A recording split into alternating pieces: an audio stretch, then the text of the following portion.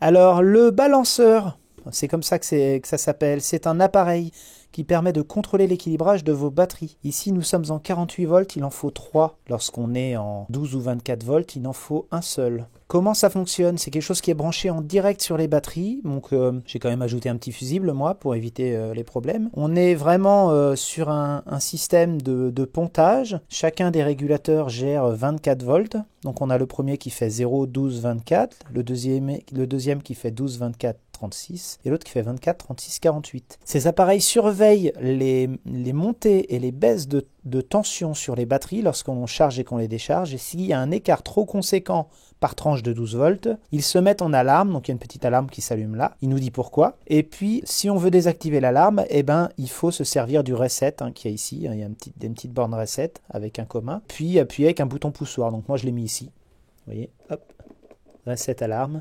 Ça permet, lorsqu'on vient sur l'installation, de savoir que dans les périodes précédentes, ça reste mémorisé, il y a eu un problème de charge ou de décharge. Alors moi, j'ai le parc batterie qui est en dessous, sur lequel j'ai branché le plus et le moins, mais aussi 3 conducteurs. J'ai mis du fil standard, un sur le 12 volts, un sur le 24, un sur le 36. Sur l'ensemble de l'installation, on va pouvoir contrôler les différents seuils tension. Ils ne sont pas nécessairement branchés sur d'autres appareils, c'est vraiment indépendant. Là, c'est un plus parce qu'on va avoir un parc batterie assez conséquent. On est quand même aux alentours de 60 € l'appareil. Vous voyez, c'est quelque chose qui est assez simple à câbler, mais en fait ça dépend, il faut que ce soit intuitif, il faut bien lire la notice. C'est vraiment une protection supplémentaire. On peut s'en servir pour communiquer à distance un défaut. Bon là c'est pas le cas, c'est une installation qui va être surveillée, donc dès qu'il y a un voyant alarme, eh ben, ça suscite l'intérêt et on vérifie tous les éléments. Donc là je suis sur des éléments de 6 volts, mais l'installation définitive sera sur des éléments de 2 volts. Donc on peut avoir 6 éléments à chaque fois pour 12 volts. Donc quand il y a un défaut, c'est sur un de ces 6 là, ça permet de localiser l'emplacement. Il ne reste plus qu'à mesurer, contrôler, voir s'il y a une garantie à faire, un remplacement ou une charge complémentaire, une charge d'entretien. Voilà, c'est vraiment des appareils très simples.